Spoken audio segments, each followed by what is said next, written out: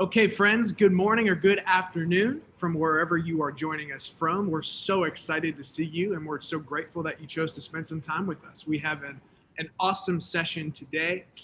Just to go ahead and check to make sure audio is working and you guys can see and hear us, go ahead and drop something in the chat. If you can hear us, just give us yes, we can hear you, just to make sure. And I'll wait till one or two of them comes in. Rock and roll. We've got a few. Friends, I am so excited for today's session because we have two incredible guests that are joining us today, and we've got plenty to cover. I'll just go through a couple of intros, and then we will get rolling. This will feel a little different than some of the sessions that we've done in the past, but we hope to give you some really good content as we all are looking forward to closing out 2020 strong and going in safely to 2021. So today we are talking about I mentioned just we're talking about return to work and just how to stay safe and how to keep our team safe. But before going into the content, a little bit about us. For many of you, this is your first webinar with Provider Trust. For some of you, this is potentially your 10th or 11th or 12th webinar with us. We do monthly education. What we believe at Provider Trust is that a smarter healthcare makes a safer healthcare. What we do very simply is we monitor healthcare populations to identify and spot issues before they impact patients. Our whole philosophy is to create a safer healthcare for everyone. That bleeds through into all of the content, all the stories that we share and tell, as well as the things that we build from a product standpoint to the way that we conduct ourselves and we lead our teams. Our mission and our purpose is to create a safer healthcare for everyone. Today's presenters, we have two folks that have picked the right team to root for. We have one folk that has picked the wrong team to root for. She is a Packers fan, but we have two Eagles fans, so I'm particularly excited about that, even though it's been an abysmal season. Myself, I lead our marketing team, but we are just blessed to have Donna and Jody. Donna is our Chief Compliance Officer, and Jody is our Director of People Operations. Today we are going to practice what we preach a little bit. We consistently talk on these webinars about how to connect HR and compliance, how to build really impactful, dynamic, productive relationships between those two functional verticals. And so today we figured, well, gosh, what better to do for our last webinar in 2020 than to connect HR and compliance. So we have the functional leaders, Donna and Jody, of our HR and compliance functions at Provider Trust to walk you through a lot of the content that we actually have today. And we're going to hear from both of them. So we talk about this so much, but I'm excited for you guys to learn a little bit about how we connect HR and compliance at Provider Trust and what that looks like.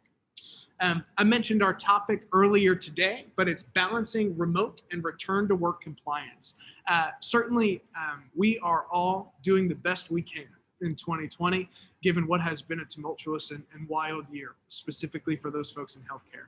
For many of you guys, you all are living in states and living in geographies that are seeing surges in cases and in hospitalizations for COVID-19 as we continue to battle this as a nation and as just side by side with each other. Today, we're going to spend a lot of how do we, I'll back up for a second. When we aligned on this topic, we thought the world might be in a different spot than we are in today.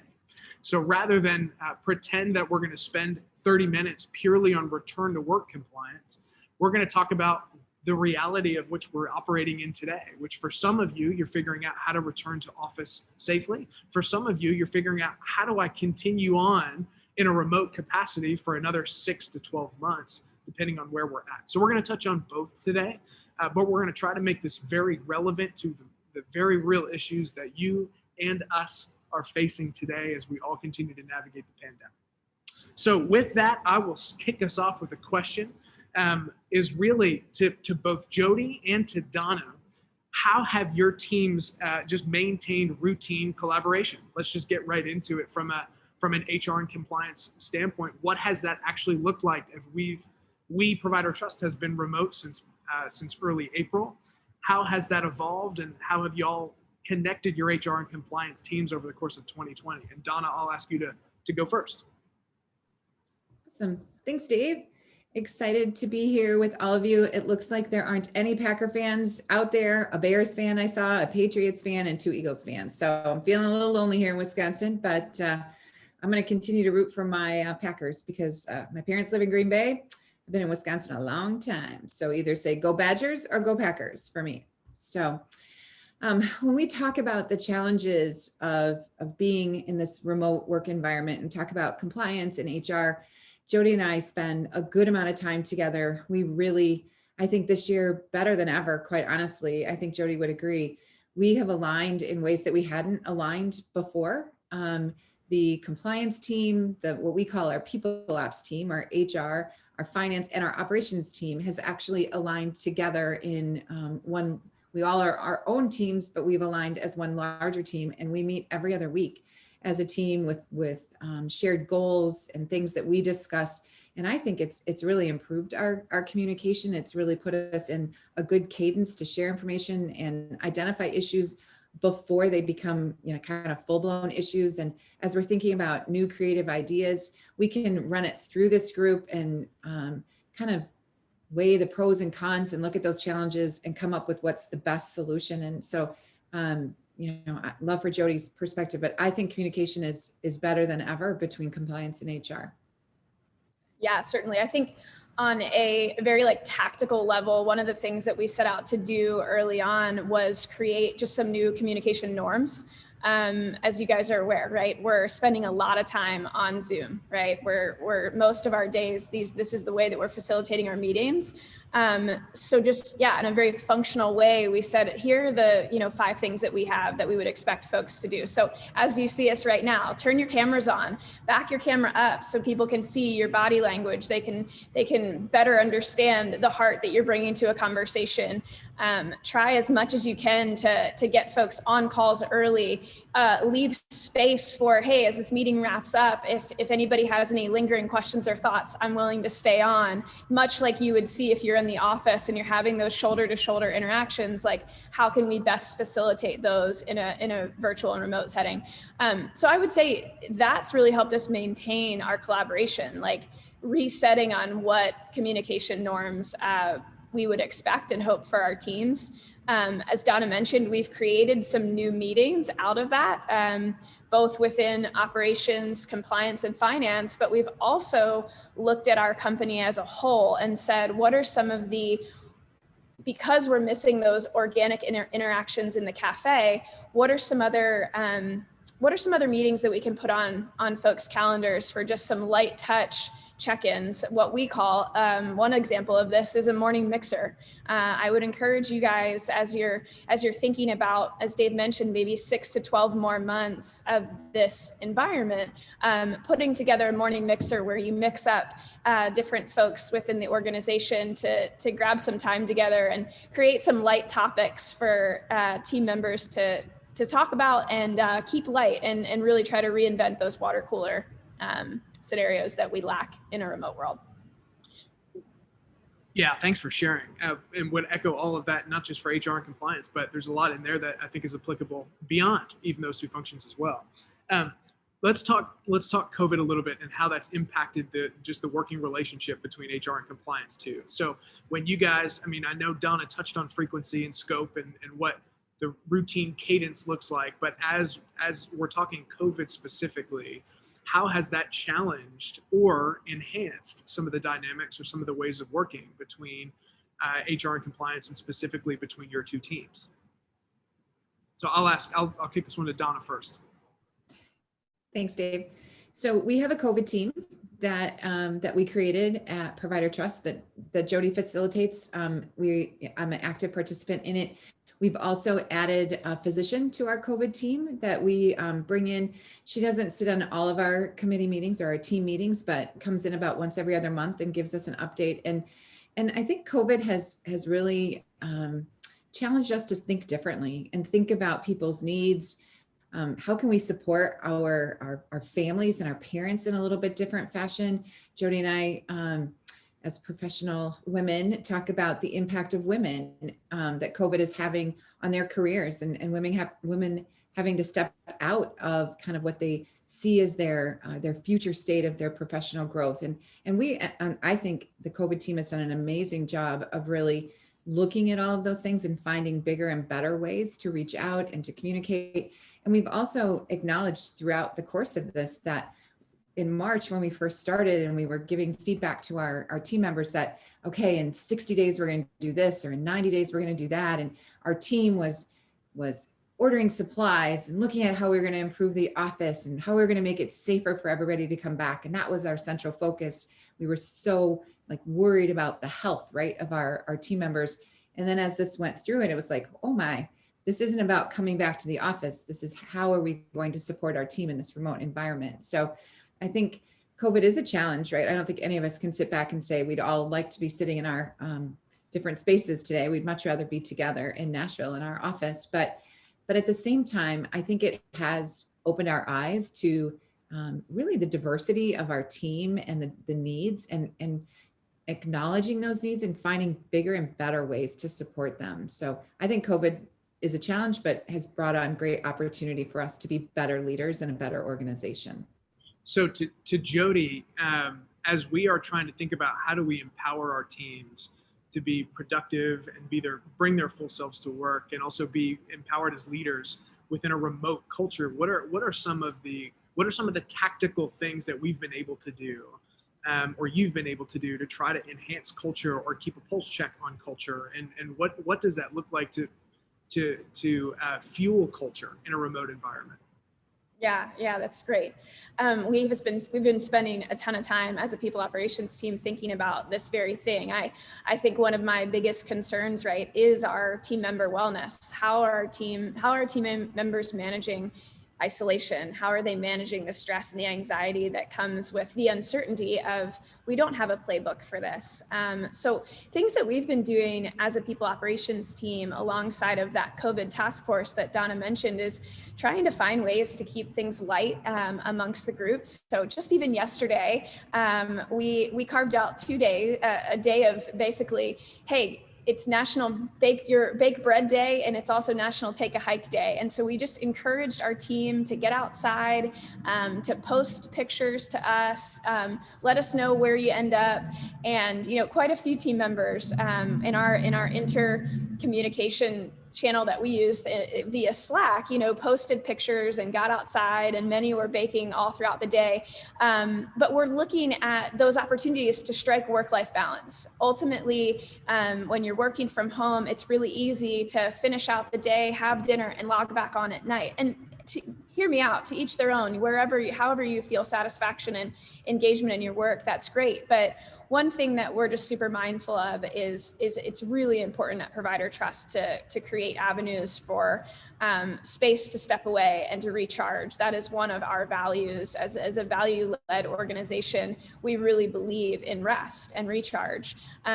So those are a few ideas of things that we've been doing as a people operations team. We've really been encouraging our team leaders and our managers to be spending more and more one-on-one time with their team members. If you're usually maybe in a bi-weekly cadence, maybe hike that up to a weekly cadence, make those meetings 30 minutes as opposed to an hour. Be okay taking those calls during a walk. And really, again, it goes back to setting up those communication norms for what works best for you and your team.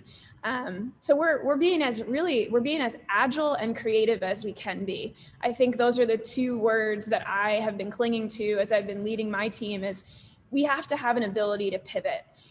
Right? Just like Donna said, we set out to assume we were all going to be back in the office really quickly, and that has not been the case. And so staying nimble, staying agile, and welcoming feedback is another huge component of how we have stayed, I believe, a little bit ahead of the curve, is encouraging our team members to let us know what they need and how we can best support them.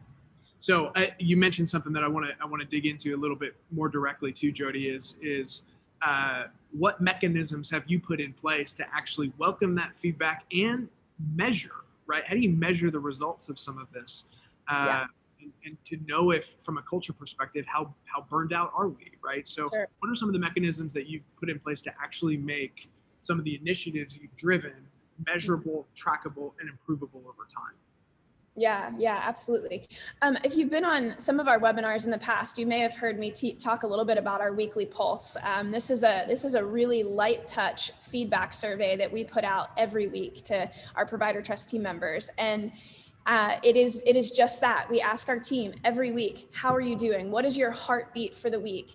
And what we do is we track that metric. And we actually, we ask folks to be quite honest with us on how they're trending and how they're tracking.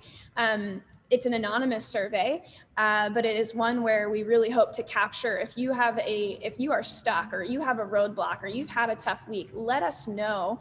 And then certainly we add 2 kind of open-ended questions each week that speak to perhaps an engagement question around what we would deem kind of, are you having great growth opportunities? How's your wellness at the moment?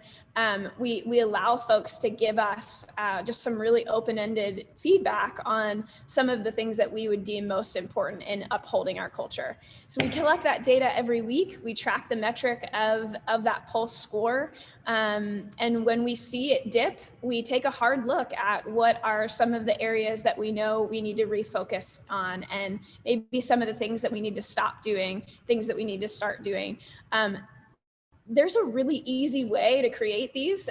It doesn't have to be a robust system. You can really easily create these pulse surveys, these quick pulse surveys in a Google form or in a SurveyMonkey. But I think it has really paid dividends in us having access to the 100 people at Provider Trust and making sure that they know their voices are heard on a week-to-week basis. That's awesome. Thanks for sharing. The one other topic that I think is related, but wanted to get Donna and Jody your insight on this too is the concept of recognition. And so much of what we see is we're in these Zoom environments, right? So I open my computer, I turn on my video, I'm having a direct conversation with you, I close my computer and I'm done, right? And that's the end of it. And we've seen a lot in the industry that says, how do you reward or recognize people in a remote environment in which you can feel, it's very easy to feel unseen. And I'm curious about, some of the specific ways that you guys have addressed that within your own teams. And I'm asking for a specific reason is because it is not lost on me that so many of you listening in today are leading HR and compliance teams and coaching people to help keep patients safe at a time where it's critically important.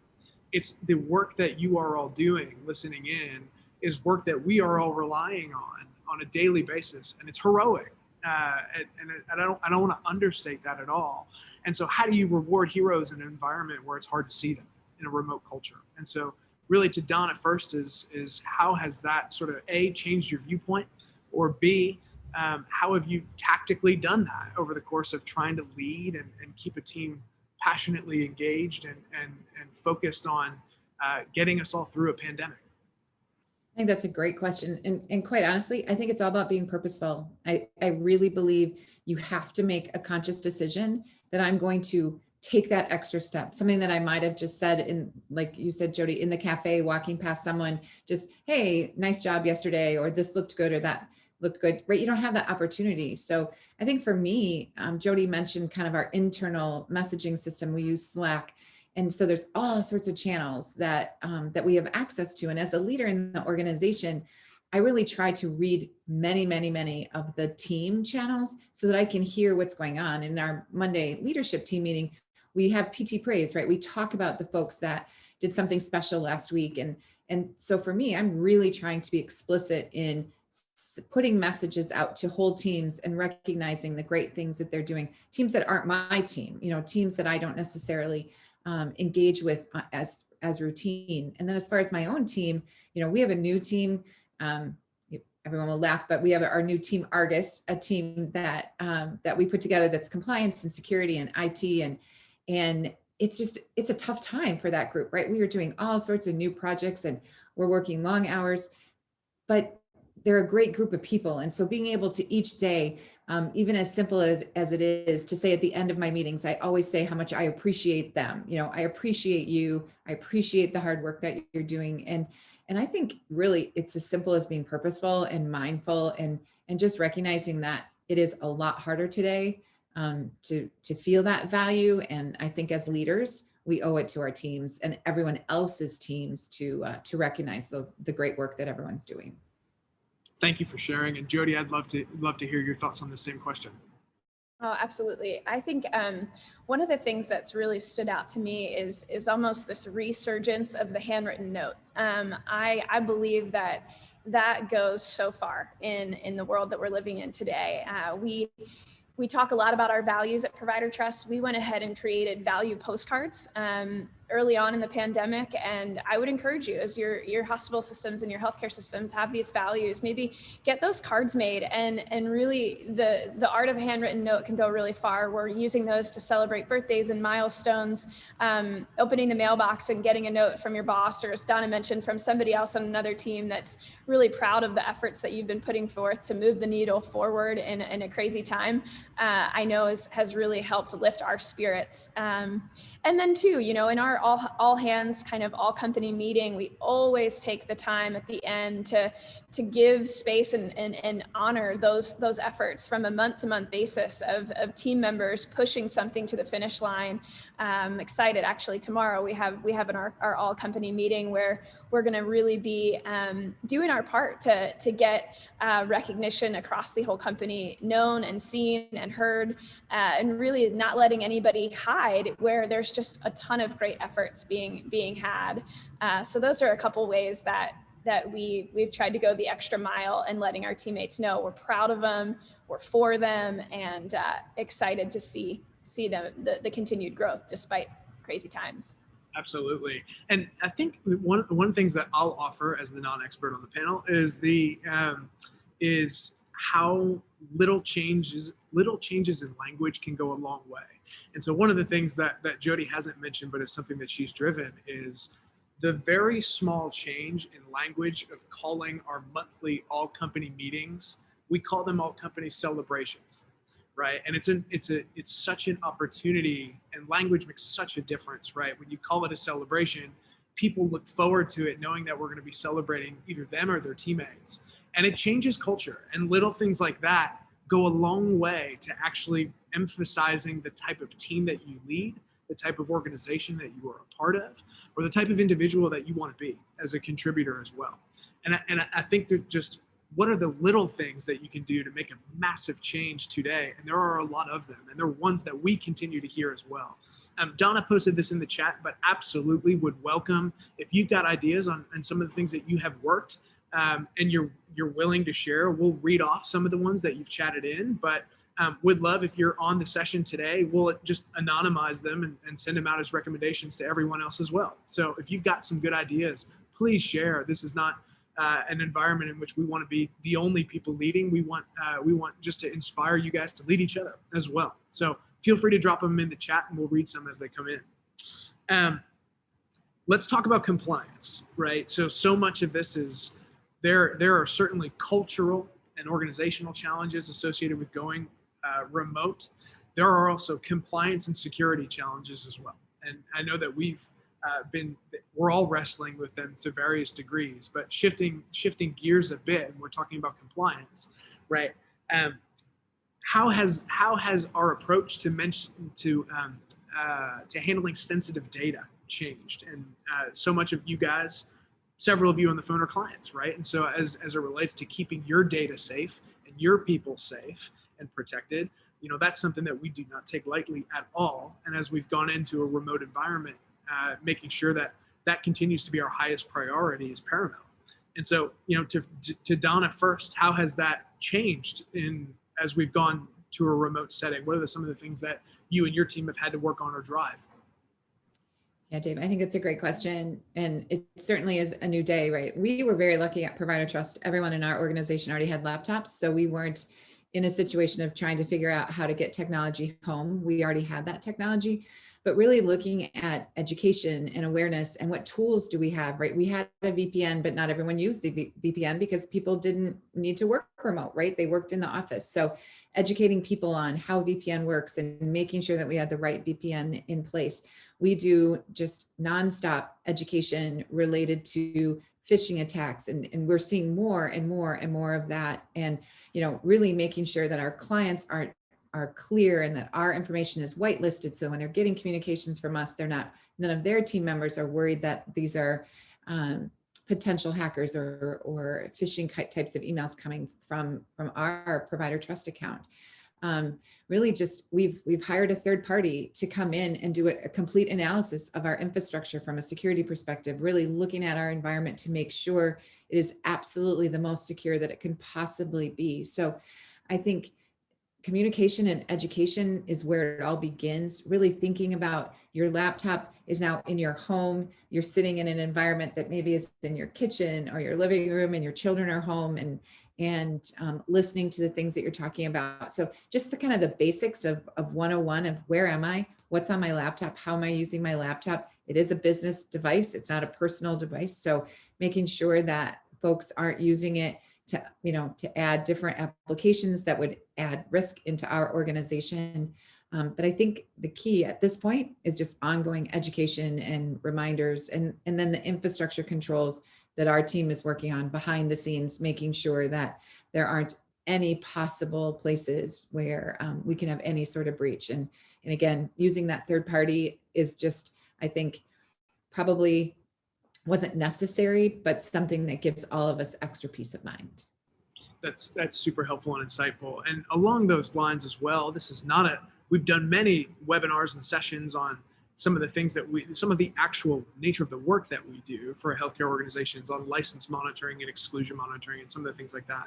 As we had a state of emergency declared early in COVID, that had significant effects to licensure portability.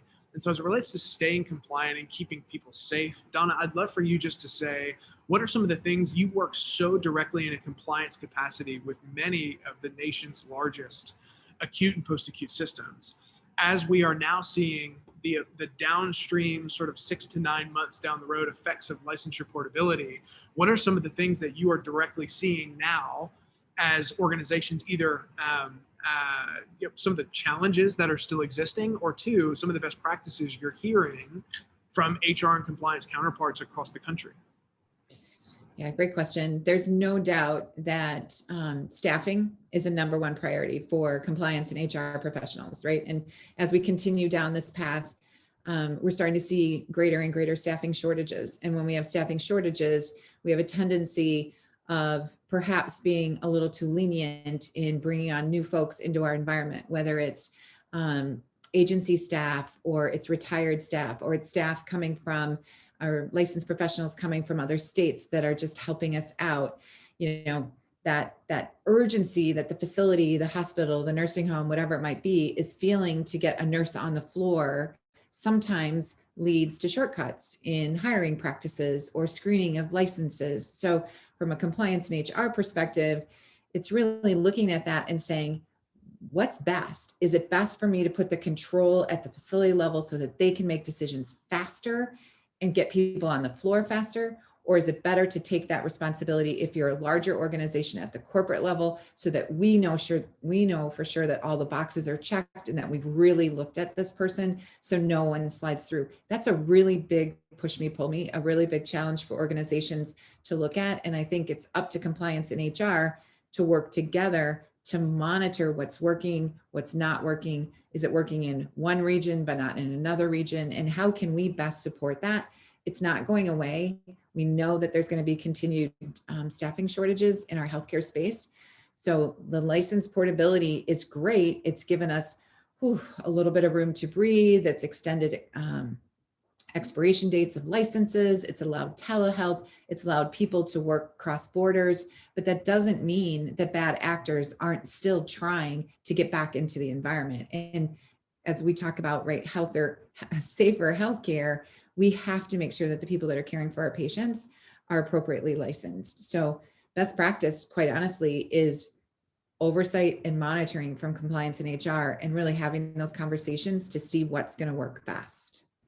Absolutely. And the last question, and what's been a really insightful 30 minutes is, so much of this has been sort of looking backwards and analyzing what's working, what's not working, and how do we do moving forward.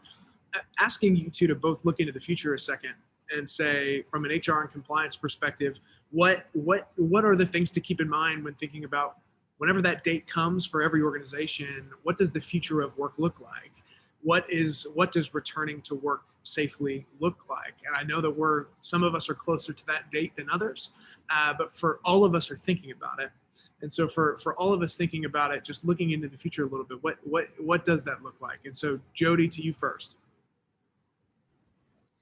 Yeah, I think that the future of work looks a lot more nimble than it has been historically. I think one of the ways that we're approaching this at Provider Trust is again with a people first mentality, to say each person's story and each person that has experienced COVID-19 is coming at it with something a little bit different. And so one of the models that we're kind of fleshing out right now is a hybrid model, considering what a flexible environment can look like, using our return to work space to say, here are the buckets in which we're going to return. Perhaps setting up a strategic sessions, team collaboration, relational development and camaraderie. Perhaps putting maybe 2 teams together in this space to collaborate that wouldn't historically collaborate together. Giving folks opportunities that maybe have gotten the vaccine or have been really struggling with isolation to in fact come back to the office. And then for those that have been immunocompromised or are just in really high risk situations that have proven that the remote work model works for them, allowing them the space and place to continue where they are.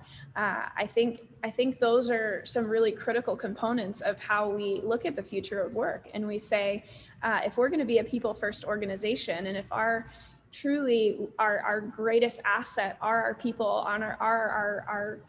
is our team, then we have to be willing and open to consider new ways of working into 2021. And so that is our ongoing focus and conversation that we've been having as a leadership team at PT.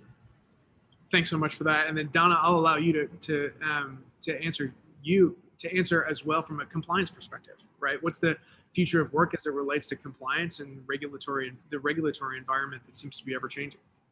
Right. And I think for me at Provider Trust, I get to wear a lot of hats, right? So I get to be the Chief Compliance Officer for Provider Trust, but I also get to be the liaison and the partner to all of our clients. So I think when I wear that hat first and thinking about our clients and how do we best support them from a compliance perspective, it's really listening, it's understanding what their needs are, looking at our products, looking at our license monitoring services and our sanction monitoring services and exclusions, and like, how can we continue to pivot as the regulations change, and what can we continue to do to improve our product and improve our relationships and our client support, if you will, through this endeavor, because it's not going to stop changing. We were very nimble early on as the emergency declarations came out, right? We changed our product to help support that. And there's going to be more of those. So I think that half of me is really monitoring the regulations and the pulse of our clients and how we can better support them.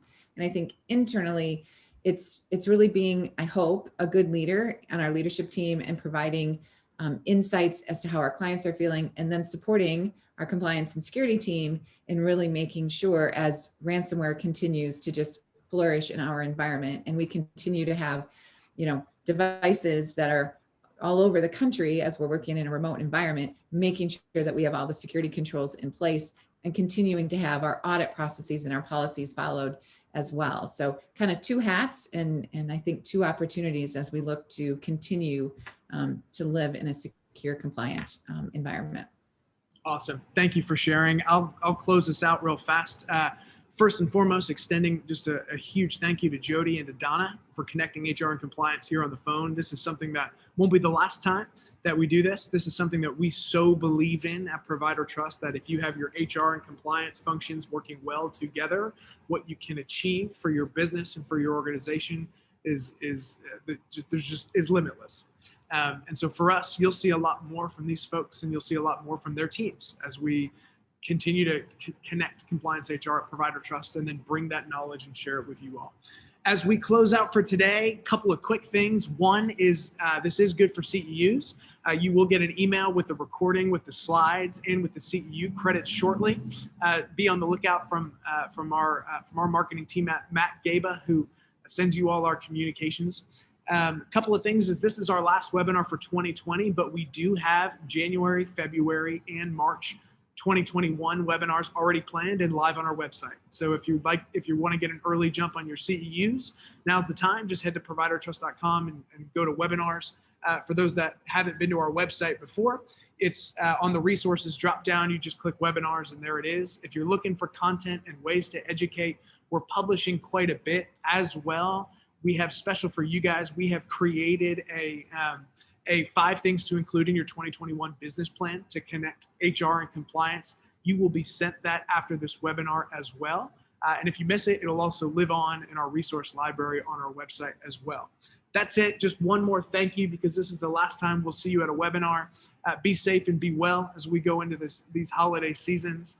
And we have been and continue to be so grateful for the work that each and every one of you and your teams are doing to keep us safe and us well as we're all navigating this. So thank you guys. It's been an incredible year of delivering monthly education to you all, and we look forward to continuing to deliver even more as we go into next year.